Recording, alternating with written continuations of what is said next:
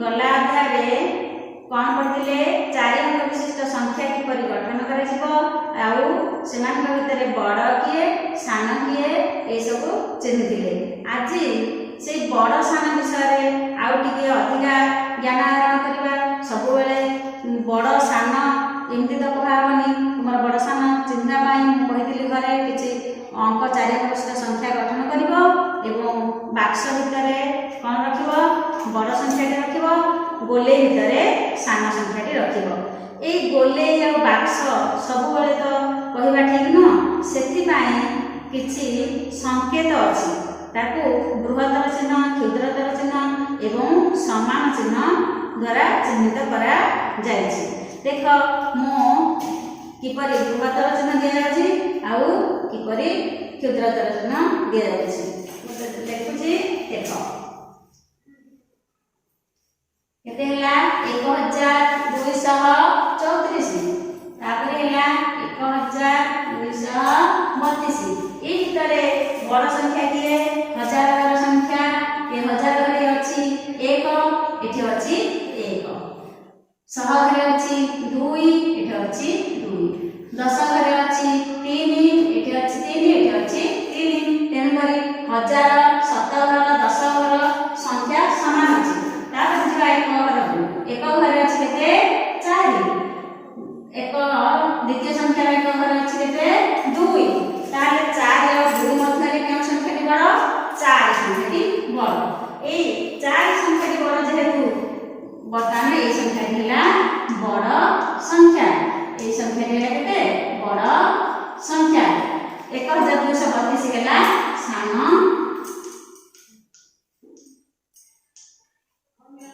सान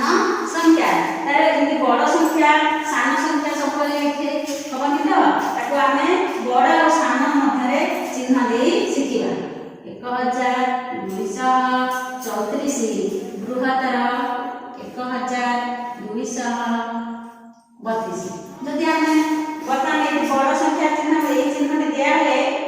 संख्या तो बड़ बोली आमे पढिबा 1232 बृहत्तर 1234 एथिर बुझा पड़ी गला जे 1232 ठारू 1234 संख्या दिला बड़। तापर यदि देखिबा 1200 आगो लिखिया 1232 तापर एठी हैला क्षुद्रतर चिन्ह 1234 1234 क्षुद्रतर हैला 1232 एथिर बुझा ए चिन्ह दिया जायतिले मु बुझी पाइबो जे 1234 ठारू 1232 संख्याटी कत कोन सान। तापरे जिबा आमे कोन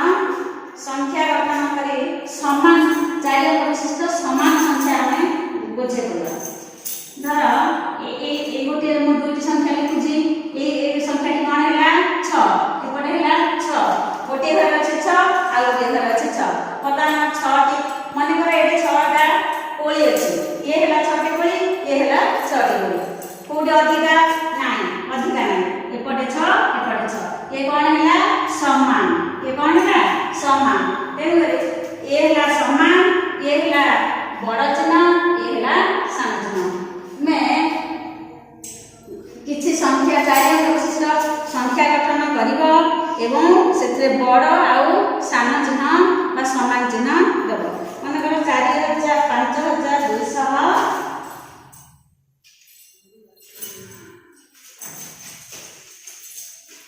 चारि अंक विशिष्ट संख्या 5230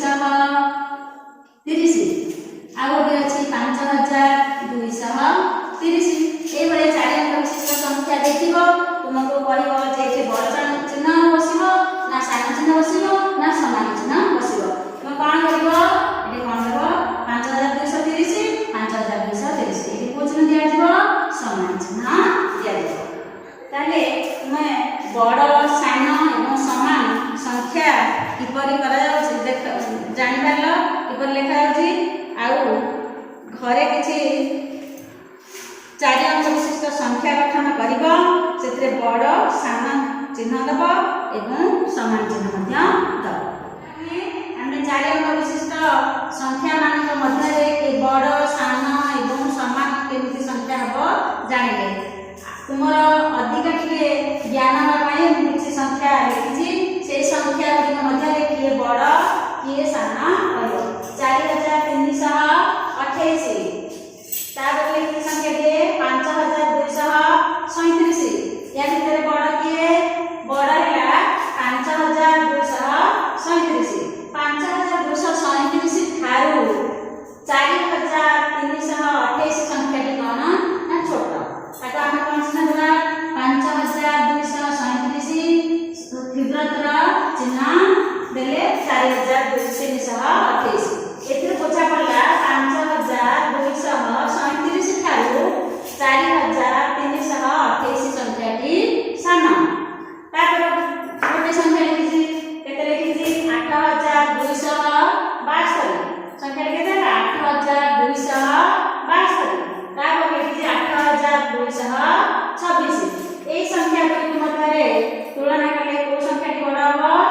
8000 देख 1000 घरे 8 अछि एपटे 1000 घरे 8 अछि एडे 100 घरे 2 अछि एठे मध्य 100 घरे 2 अछि तापर 10 घरे अछि 8272 10 घरे अछि 7 8226 रे 10 घरे अछि 2 तेनु करे ए 8272 संख्याटी 8226 ठारू बड़ आमे केमती संख्या व्यवहार करबा ये हैला बड़ 8226 बृहत्तर 8272 अर्थात 8226 ठारू 8272 संख्याटी बड़ तापर संख्या दिबा एडे केते लिखा जी 5328 केते अछि 5328 तापर द्वितीय संख्या की हैला